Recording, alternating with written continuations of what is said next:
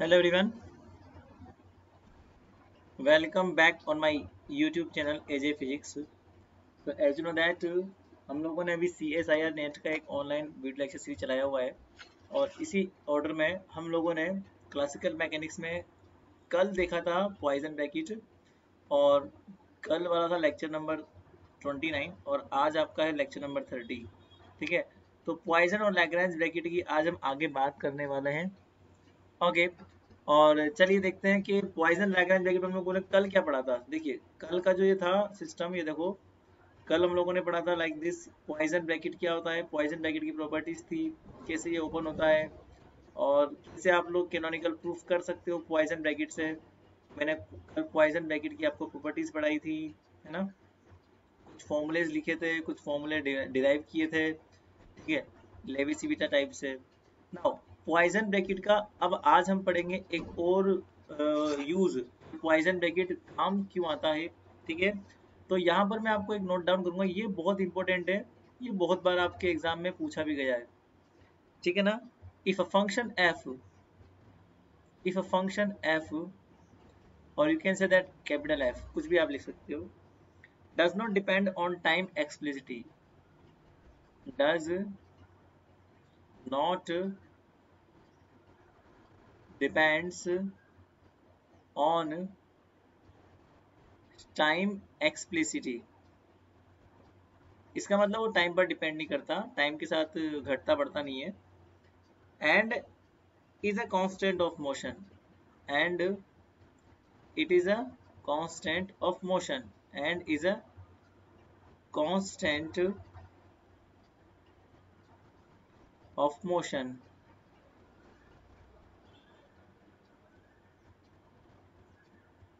Okay,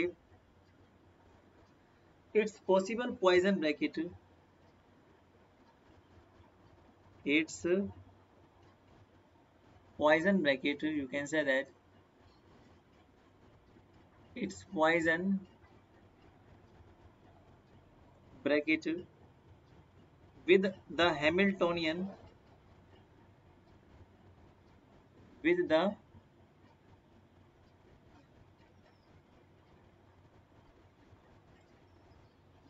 Hamiltonian vanishes। तो याद रखना, अगर आपको देखना है कि कोई भी फंक्शन, आपको चार ऑप्शन दिए होंगे, उन चारों ऑप्शन में आपसे पूछा होगा कि इनमें से कौन सा फंक्शन जो है कांस्टेंट ऑफ मोशन है, या फिर इनमें से कौन सा फंक्शन जो है टाइम पर डिपेंड नहीं करता, तो आप लोग क्या करेंगे, पर्टिकुलर एक फंक्शन को लेंगे और उस फंक्शन का हैमिल्टोनियन के साथ में क्या देखेंगे, पॉइजन ब्रैकेट चेक करेंगे। जिसका पॉइजन ब्रैकेट 0 आ जाएगा वही कहलाएगा आपका constant of motion.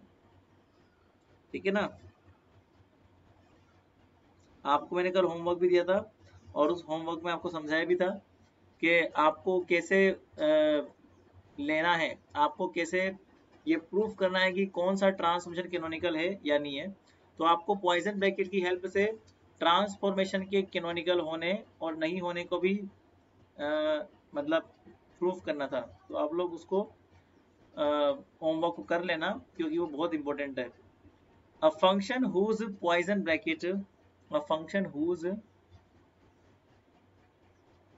Poison bracket, a function whose Poisson bracket with Hamiltonian vanishes, ये बहुत इंपॉर्टेंट लाइन है। a function whose Poisson bracket with Hamiltonian vanishes, वो क्या कहलाएगा, is a constant of motion, is a constant of motion। मतलब कि कोई भी फंक्शन कांस्टेंट ऑफ मोशन कब होगा, अगर उसने हैमिल्टोनियन के साथ में।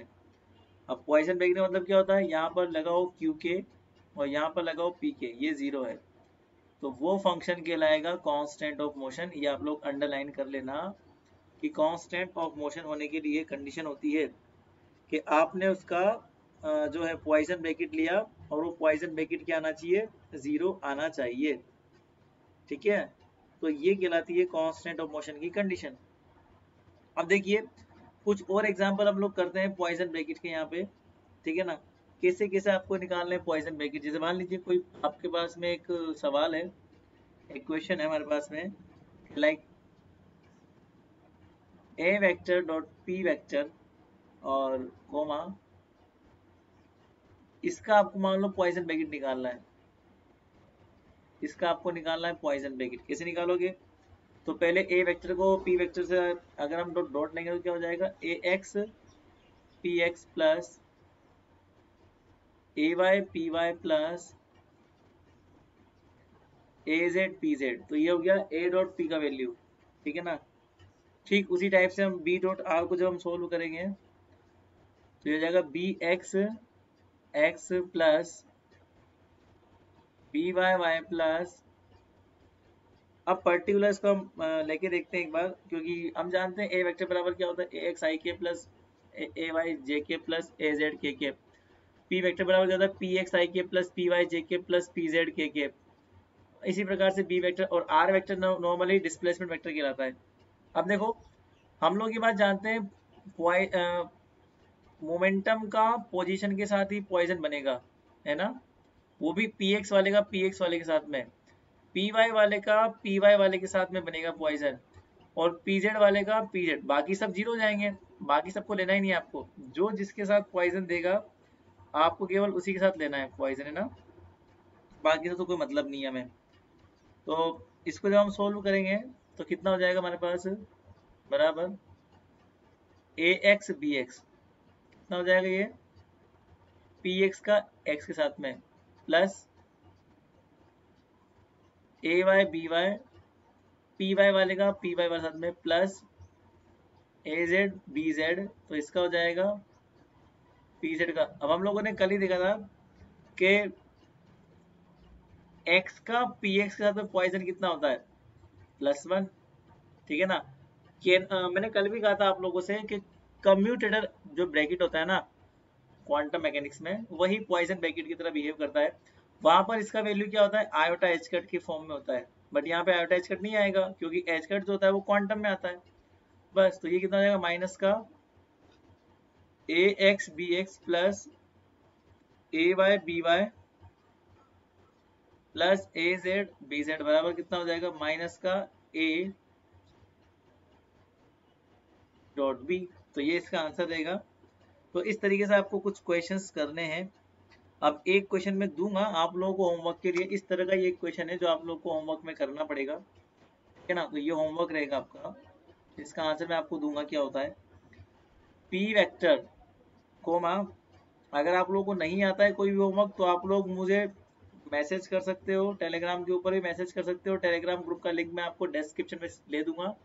और कल वाली क्लास जिसने देखी हो प्लेलिस्ट में जाना, प्रोफाइल पर जाना, और आपको क्लासेस मिल जाएगी सारी प्रीवियस। आपको सारी क्लासेस देखनी है ना, आपको लाइन टू लाइन सारी ही क्लासेस देखनी है। इसका आंसर क्या आएगा आपके पास में, माइनस का ट्वाइस ऑफ ए वेक्टर और ए वेक्टर डॉट आर वेक्टर, ये इसका आंसर आएगा, ठीक है। नॉर्मली हम लोग ने क्वांटम में भी फॉर्मूला पढ़ा था ना कि अगर यहाँ पे मोमेंटम है, यहाँ पे पोजीशन का कोई फंक्शन है, तो सिंपली पोजीशन के रेस्पेक्ट में डिफरेंशिएट कर देंगे। तो मैंने कुछ नहीं किया, सीधा भी आप लोग क्वांटम मैकेनिक्स के फॉर्मूले से कर सकते हो इस सवाल को, कि यहाँ पर ये मोमेंटम था और यहाँ पर ये पोजीशन का फंक्शन है, और मैंने केवल पोजीशन मतलब आर के रेस्पेक्ट में डिफरेंशिएट किया और कुछ नहीं किया। अब मोमेंटम पहले है, पोजीशन बाद में है, इसलिए यहाँ पे नेगेटिव साइन आया है। अदरवाइज पोजीशन पहले होता, मोमेंटम बाद में होता, फिर यहाँ प्लस साइन होता। तो ये कोई बड़ी बात नहीं है। नेक्स्ट क्वेश्चन भी आपको करना है होमवर्क में, क्वेश्चन नंबर 2, ए वेक्टर डॉट जे वेक्टर। जे क्या है यहाँ पे, एंगुलर मोमेंटम, जो हम लोगों ने कल समझा था कि क्या होता है, जे वेक्टर एंगुलर मोमेंटम होता है। तो इसका वैल्यू क्या होता है, J dot B cross A, J dot B cross A, ठीक है। तो ये इसका आंसर आएगा। तो ये भी आपको परफॉर्म करना है, ये भी आपको करके लेके आना है। नाउ अब एक होता है लैग्रेंज ब्रैकेट। वैसे लैग्रेंज ब्रैकेट इतना इंपॉर्टेंट नहीं है आपके लिए, बट फिर भी आप लोग पढ़ लो लैग्रेंज ब्रैकेट क्या होता है, सिलेबस में तो है आपके। तो फटाफट से इसको भी देख लो लैग्रेंज ब्रैकेट क्या होता है। फिर इसके बाद में आपका MSc level classical mechanics complete हो जाएगा। क्लासिकल मैकेनिक्स का एक फेज हम लोग आज कंप्लीट कर लेंगे, एमएससी लेवल वाला। है ना। फिर हम लोग कल से स्टार्ट करेंगे स्पेशल थियोरी ऑफ रिलेटिविटी। तो ये 30 लेक्चर्स हैं आपके। तो ये 30 लेक्चर में आपका MSc level classical mechanics complete हो चुका है। मैं आपको रफली रिवाइज करवा दूंगा कि क्या क्या पढ़ा हम लोगों ने। जितने भी टॉपिक्स पढ़े हैं ये सारे ही टॉपिक्स इंपॉर्टेंट हैं। वैसे बहुत सारे टॉपिक्स हैं बट मैं सारे इसलिए नहीं पढ़ा रहा क्योंकि क्लासिकल मैकेनिक्स बहुत बड़ा सब्जेक्ट है। जो मैंने आपको पढ़ाए हैं टॉपिक्स, इन सभी टॉपिक्स में से क्वेश्चन बनते हैं आपके एग्जाम में। इन टॉपिक्स के अलावा बाकी किसी भी टॉपिक से क्वेश्चन नहीं बनेगा, ठीक है ना, याद रखना। इसलिए आप लोग निश्चिंत रहें और इन्हीं टॉपिक्स को आप लोग पढ़ें आराम से। आपको मतलब बहुत अच्छा हो जाएगा। एमएससी लेवल बहुत इजी है, इसलिए एमएससी लेवल क्लासिकल मैकेनिक्स से कोई भी क्वेश्चन आपका गलत नहीं होना चाहिए। थोड़ा ध्यान से क्वेश्चन करके आना, है ना। डेल्टा एफ और ये हो जाएगा डेल्टा क्यू के अपॉन डेल्टा जी। ये जस्ट लैग्रेंज ब्रैकेट जो होता है ना, ये पॉइजन ब्रैकेट का जस्ट उल्टा होता है ना। पॉइजन ब्रैकेट जस्ट उल्टा होता है। इनमें रिलेशन भी होता है, relation between the Poisson bracket and Lagrange bracket. तो इनमें रिलेशन भी आप लोग निकाल सकते हो। रिलेशन क्या होता है इनके बीच में, यहाँ पे के जो होता है, कल भी समझाया था मैंने, के क्या होता है, डिग्री ऑफ फ्रीडम होता है। अब N degree of freedom F के लिए है और N degree of freedom G के लिए है, तो कुल मिला कितना हो गया, 2n हो गया। तो लैग्रेंज ब्रैकेट को हम लोग ऐसे जो मीडियम ब्रैकेट होता है ना, मीडियम वाले ब्रैकेट से डिनोट करते हैं, F of I like this, ये मीडियम ब्रैकेट है। इसका मल्टीप्लाई जब हम पॉइजन ब्रैकेट से करते हैं तो ये आपको एक डिराक डेल्टा समझना। अगर आई बराबर जे हो तो 0 हो जाएगा, आई बराबर आई बराबर जे तो 1 हो जाएगा, और अगर आई बराबर जे नहीं है तो 0 हो जाएगा। तो ये आपका लैग्रेंज ब्रैकेट है।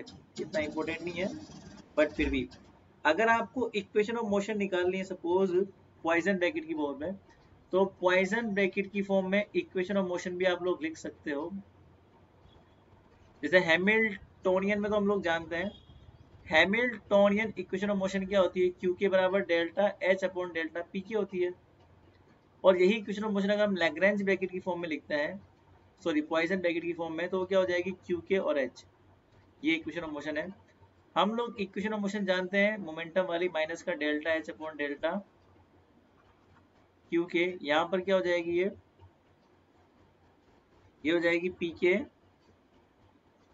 और H. These are the equation of motion the form of the Poisson bracket, ठीक है। और बस इतना ही काफी है। बाकी अब मैं आपको बता दूं अपन लोगों ने क्या क्या पढ़ लिया। अपन लोगों ने कंस्ट्रेंट्स पढ़ लिए, ठीक है। यहाँ से भी क्वेश्चन नेट में तो नहीं आता, बहुत कम प्रोबेबिलिटी है, बट गेट में आता है ज्यादातर मात्रा में। गेट में कंस्ट्रेंट से क्वेश्चन आते हैं, जेस्ट में आते हैं। डिग्री ऑफ फ्रीडम पढ़ लिया हम लोगों ने, यहाँ से भी नेट के लिए इतना इंपॉर्टेंट नहीं है, 2 टॉपिक आपके शुरुआत के। But Lagrangian, Hamiltonian, small oscillation, ठीक है, कैनोनिकल ट्रांसफॉर्मेशन, ठीक है, और पॉइजन लैग्रेंज ब्रैकेट, इन सभी टॉपिक से आपके नेट में क्वेश्चन 100% आते हैं। ये टॉपिक्स हाईलाइटेड टॉपिक्स हैं, ये सब आपने पढ़ लिए है और इतने डिटेल में पढ़े हुए हैं कि अब आपका कोई भी क्वेश्चन गलत नहीं होगा एमएससी लेवल से। मिनिमम 3 क्वेश्चन आपके आएंगे इन टॉपिक से मिला के। सेक्शन बी और सेक्शन सी में कम से कम 3 क्वेश्चंस आप अटेम्प्ट मतलब देखोगे, और इन 3 में से अगर आप लोगों ने 2 क्वेश्चन भी करेक्ट कर दिए तो भी हमारा पढ़ना सफल है। अभी तक के 30 लेक्चर्स जो हुए हैं आपके CSIR नेट में, इन 30 लेक्चर्स में से आपको 3 क्वेश्चन आराम से दिख जाएंगे, और इन 3 क्वेश्चन में आपको 2 क्वेश्चन करके आने ही हैं, ठीक है ना। तो हमारा काम सफल हो जाएगा, ठीक है। अब कल से हम लोग पढ़ेंगे स्पेशल थ्योरी ऑफ रिलेटिविटी, मतलब कि STR, ठीक है। STR बहुत इंपॉर्टेंट पार्ट है आपके एग्जाम के व्यू से, क्योंकि STR से मिनिमम 1 और मैक्सिमम 2 क्वेश्चन आते हैं, है ना। एक तो आएगा ही आएगा, ये तो श्योर है। एक क्वेश्चन तो STR से बनना ही बनना है, ठीक है ना। और 2 क्वेश्चन भी आपके बन सकते हैं आराम से। तो STR हम लोग कल से पढ़ेंगे, फिर देखते हैं हम लोग क्या होता है, ठीक है। अभी हम लोग चलते हैं। Thank you so much. आप लोग सब्सक्राइब करो और बाकी बच्चों को बोलो कल से कुछ नया स्टार्ट होगा। सब्सक्राइब करें चैनल को, शेयर करो अपने वीडियो, फ्री ऑफ कॉस्ट है सारे। Okay, bye bye.